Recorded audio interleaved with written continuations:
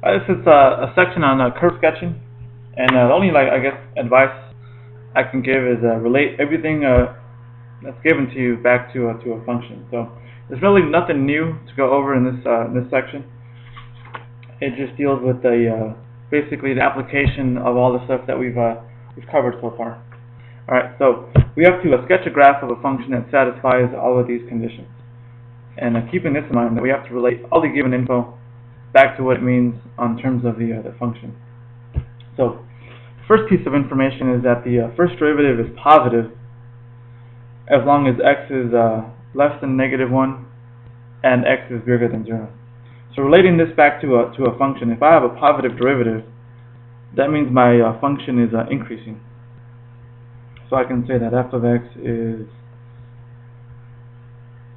increasing, and I can say that as long as x is less than -1. So between -infinity and -1, I'm going to have an increasing function. And also as long as x is bigger than 2. So in the interval from -infinity to -1, and from 2 to infinity, I'm going to be increasing. Next piece of information is that the derivative is negative between -1 and 2. So in terms of the function, that means if I have a negative derivative, my function is decreasing.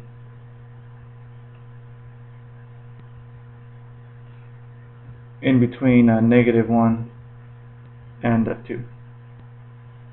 Next one deals with the shape of the curve, which deals with the second derivative, which is concavity. So if I have a negative second derivative, that's going to be concave down.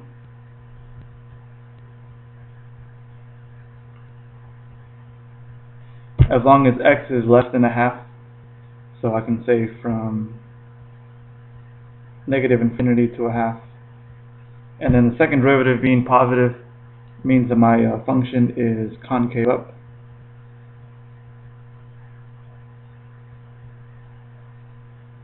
As long as x is bigger than 1/2, going all the way to infinity. And then they do give us a couple of points to start off on. So you have to plot the points -2 and 3, and then 3 and 5. So here's how we go. So I plot the points -2 and 3. So there's my first point, and my other point's going to be 3 and 5, so way up here, 3 and 5. Now what I'm going to do is lightly draw just the increasing and decreasing parts, and then I'm going to use concavity to determine the type of shape the function is going to have. So just for the increasing parts, it's going to have to increase right up until -1.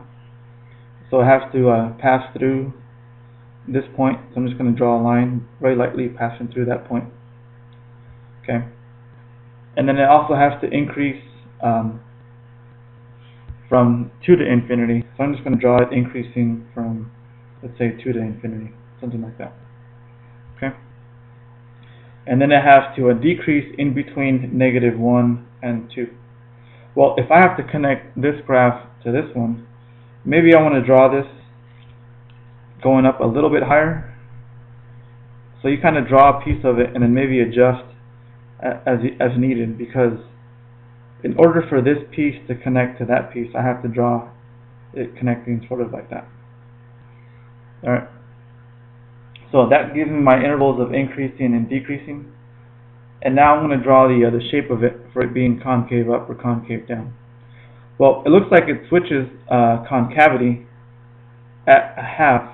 So I know that before I get to 1/2, I have to be concave down. So I can erase wherever I put the 1/2. And I know it's going to be concave down. So I know the shape of it has to be concave down. So now that I know that this side of it is concave down, I'm going to erase it and just draw something that's concave down.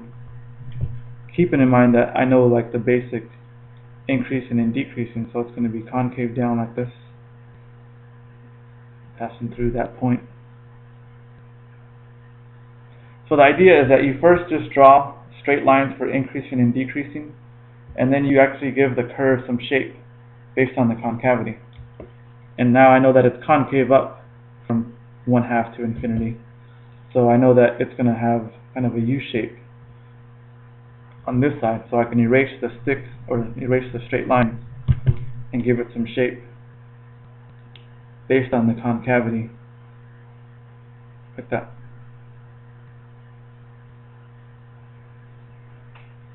Now this isn't an exact graph of a function, because I would have to have a lot more information as far as the exact points, but just based on what was given initially, this is as accurate as we can probably get. So this would be the graph of f of x. Alright, so there is one e-type problem. Alright, it does involve a whole lot more information, so I'll give you a moment to pause it, copy this down, and attempt it. Alright, and here's the sketch that I came up with. And tomorrow in class we can go over some of the pieces of it, as to maybe how you might have drawn it differently, or how it might be equivalent, or how maybe you drew it differently and it contradicts what this graph should look like. So we can kind of discuss tomorrow in class of the differences between what I drew and what you guys came up with. Alright.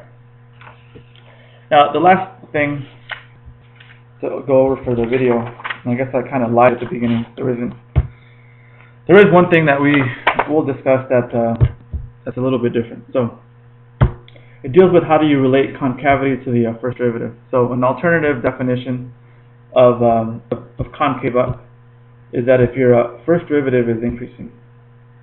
And it does make sense, because if you think about the fact that your second derivative being a positive, well, wouldn't that mean that the thing before it would be increasing? So if your second derivative is positive, the thing before it, the first derivative, would have to be increasing.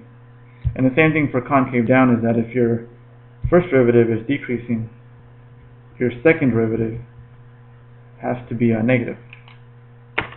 And we'll use this to analyze this sketch. So this is the graph of a first derivative. So you can pause it, copy it down, and we're going to discuss the intervals on which it's increasing, decreasing, concave up, and concave down. So we'll put increasing. So it's increasing whenever, and again relating this all back to the function. So increasing is whenever this derivative graph is above the x-axis.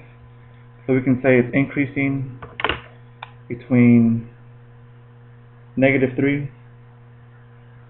and then we'll go with 0, and then from 0 to, let's go with infinity. All right. And then we'll say that the function is decreasing. It's decreasing whenever this first derivative graph is negative, so from -infinity until -3. So -infinity to -3. Oops, that's interval. I forgot to include my less than or equal to. No. Alright. And then concavity. Concave up, going back to the alternative definition, concave up is whenever your first derivative is increasing. So this is increasing from -infinity to -2.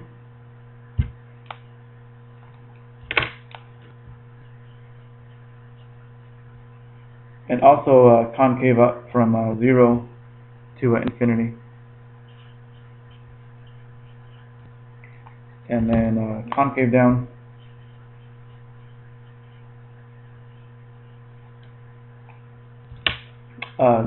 Concave down meaning that your first derivative is decreasing. So this first derivative is decreasing from -2 to 0.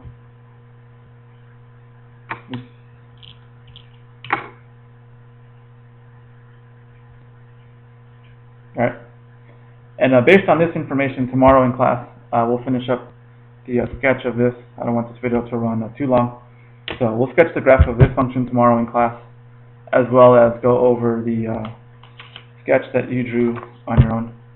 So that might have been different than mine. And that's it for this video.